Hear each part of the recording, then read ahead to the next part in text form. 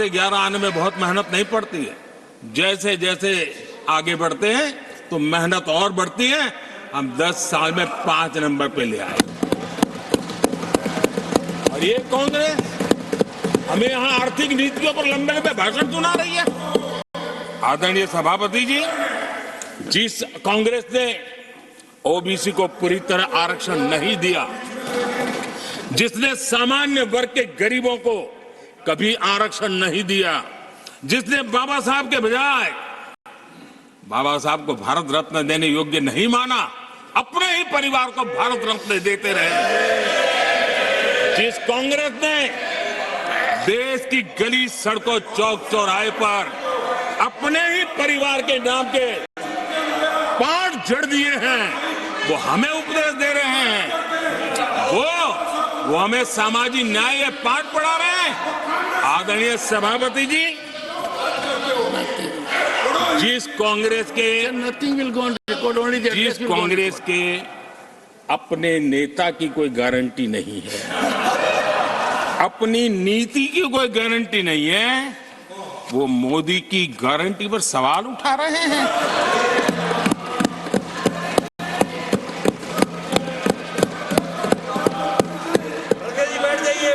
आदरणीय सभापति जी,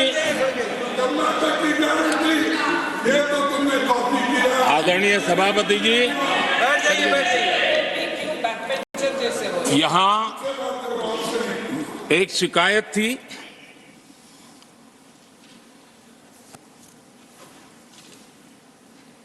और उनको लगता है कि हम ऐसा क्यों कहते हैं, हम ऐसा क्यों देख रहे हैं। देश और दुनिया उनके 10 साल के कार्यकाल को ऐसे क्यों देखती थी? देश क्यों नाराज हो गया?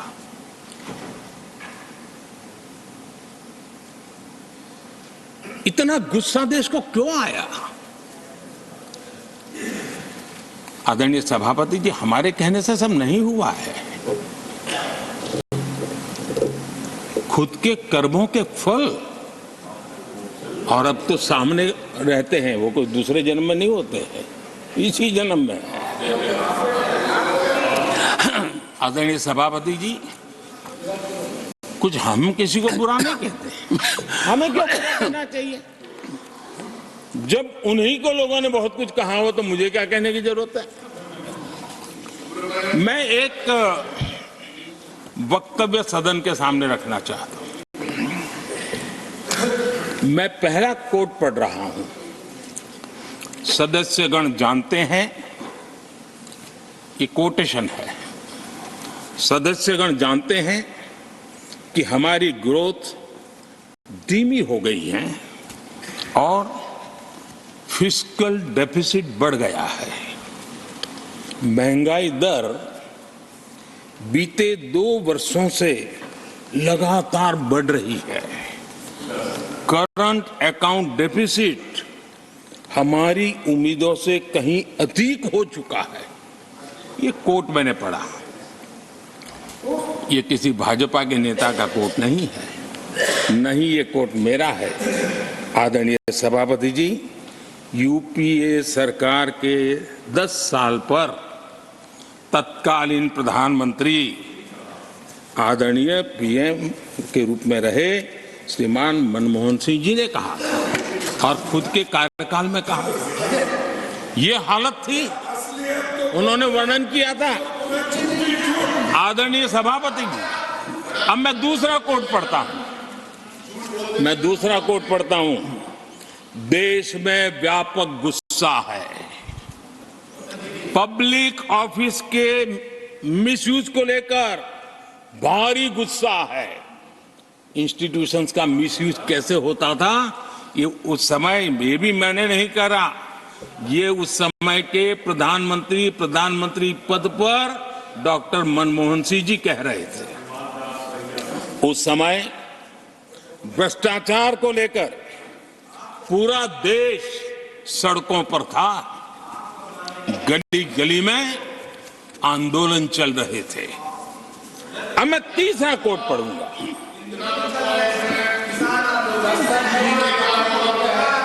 एक संशोधन की कुछ पंक्तियां हैं, इसको भी आप सुनिए। टैक्स कलेक्शन में भ्रष्टाचार होता है, इसके लिए जीएसटी लाना चाहिए।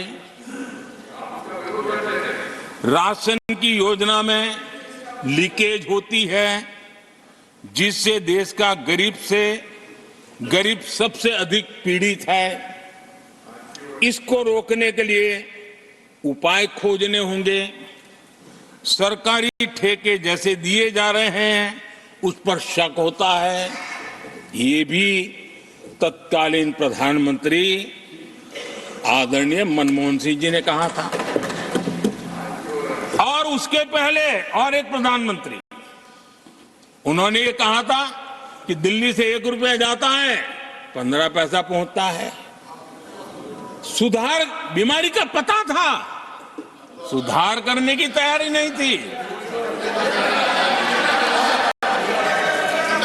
और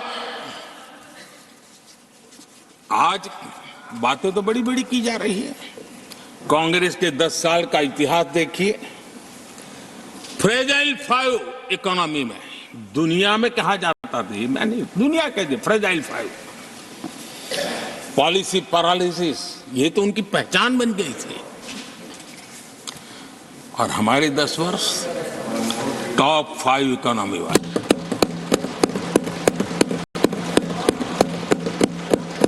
हमारे बड़े और निर्णायक फैसलों के लिए 10 साल याद किए जाते। आदरणीय सभापति जी, हम उस कठिन दौर से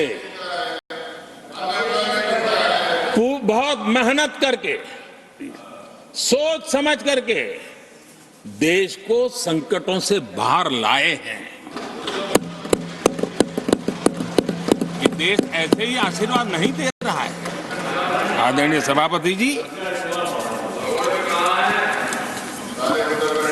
यहां सदन में अंग्रेजों को याद किया गया। Unbecoming conduct, please continue. No please please. आदरणीय सभापति जी, इस सदन में अंग्रेजों को याद किया गया। अब राजा महाराजाओं का तो अंग्रेजों के साथ गहरा नाता रहा था उस समय, तो अब मैं जरा पूछना चाहता हूं कि अंग्रेजों से कौन इंस्पायर्ड था। मैं तो ये तो नहीं पूछूंगा कि कांग्रेस पार्टी को जन्म किसने दिया था, ये तो मैं नहीं पूछूंगा। आजादी के बाद भी देश में गुलामी की मानसिकता को किसने बढ़ावा दिया। अगर आप अंग्रेजों से प्रभावित नहीं थे तो अंग्रेजों की बनाई दंड संहिता, पिनल कोड, आपने क्यों नहीं बदली।